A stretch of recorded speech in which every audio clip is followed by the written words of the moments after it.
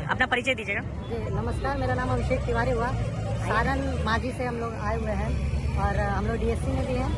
कहने का मतलब है कि जिस तरह से ये प्रोग्राम हुआ है, ये बता रहा है कि यहाँ की जनता में प्रशांत जी को लेके और जन स्वराज को लेके लोगों में क्या भावनाएं हैं। आप तो स्पष्ट रूप से देख रहे हैं, जितनी बड़ी संख्या में महिलाएं आई हैं, जितनी संख्या में युवा हैं, स्पष्ट ये दिखाता है कि कहीं ना कहीं ये लोग भी व्यवस्था परिवर्तन करना चाहते हैं। यही वजह है कि इतनी बड़ी संख्या में गाड़ियाँ और इतनी बड़ी संख्या में लोग यहाँ पे जुटे हुए हैं। अच्छा, बिहार में बहुत सारी पार्टी है और सत्ता में भी है, आप जन स्वराज से या प्रशांत किशोर से क्यों जुड़े हैं? जी, आप सिंपल से 2-3 डेटा आप बताइए कि अगर 28 राज्य है तो गरीबी में अगर देखा जाए तो सबसे निचले पायदान पे कौन है? बिहार में।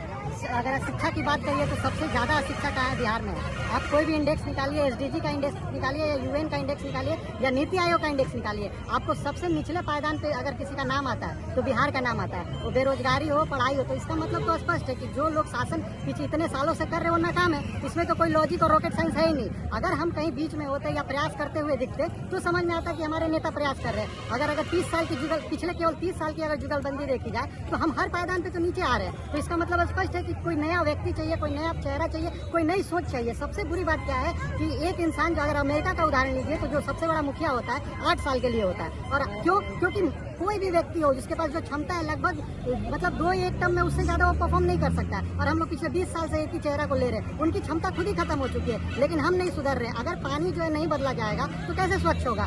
कहा जाता है ना, बहता पानी निर्मला। बस यही चीज है, इसमें कोई बड़ी रॉकेट साइंस नहीं है। और जैसा अपने प्रशांत जी का इतिहास रहा है कि जिस तरीके से वो चीजों को बदलते हैं, वो पूरा भूमिगत स्तर पर बदलने का प्रयास करते हैं। यही कारण है कि उनके पीछे हम लोग लगे हुए हैं। और सबसे बड़ी बात है कि 1974 के बाद अगर कोई युवा के साथ खड़ा हुआ है तो केवल और केवल अपने प्रशांत किशोर है। आप एक नाम बताइए जो स्टूडेंट के बीच, छात्रों के बीच लाठी खाया हो, जेल गया हो, वो एकमात्र प्रशांत किशोर है। जेपी के बाद ये पहली बार ऐसा हुआ है कि कोई युवा के साथ खड़ा हुआ दिखता है। तो हम सभी युवा भाइयों का भी ये कर्तव्य है कि उनके पीछे, उनके साथ, उनके आगे हम लोग चले और व्यवस्था परिवर्तन में सहयोग दें। अच्छा, प्रशांत जी युवाओं के मुद्दा उठा रहे हैं पलायन रोकने के लिए, क्या आपको लगता है कि वो रोक पाएंगे? जी, आप विजन देखिए, ऐसे हवा भी बातें नहीं होती। उनका विजन क्या है? वो सबसे पहले क्या कह रहे हैं कि जो हमारा पूंजी का पलायन है उसको रोक रहे हैं। पूंजी का पलायन यानी जो बैंकों का से जो पैसे बाहर हमारे जा रहे हैं उनको कह रहे हैं कि यहाँ जो डिपॉजिट होने के बाद जो हमारा अधिकार है वो हमें मिलना चाहिए। वो डेटा के साथ बताते हैं कि पिछले 30 सालों में नहीं तो 25 से 30 लाख करोड़ तो पलायन हो चुका है। अगर वो पूंजी पहली बात रोकेंगे और साथ में इतने कम दर पे 4% पे पूंजी अगर देंगे तो जाहिर सी बात है आसपास के पंचायतों में रोजगार होगा, ब्लॉक के स्तर पर रोजगार होगा।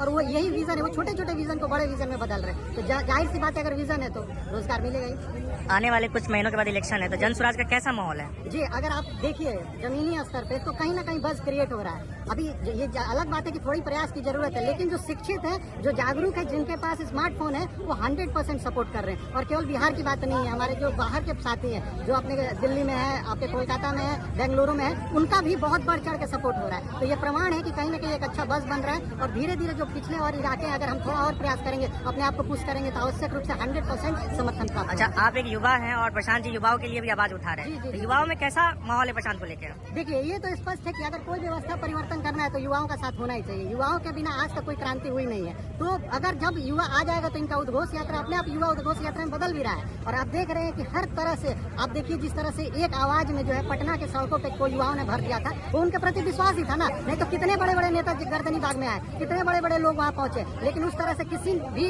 नेताओं पे हमारे युवाओं ने, हमारे छात्रों ने भरोसा नहीं किया। तो ये तो क्लियर आपका मार्गदर्शन कर दे रहा है कि किस तरीके से युवाओं में प्रशांत जी का क्रेज है। लास्ट प्रश्न आपसे रहेगा, सरकार बोल रही है कि शराबबंदी पूरी तरह से लागू है, क्या कहना चाहेंगे आप? ये आपको लगता है मुझे इस पे कुछ बोलना चाहिए? आपको लगता है कि मैं इस पे कुछ बोलूं?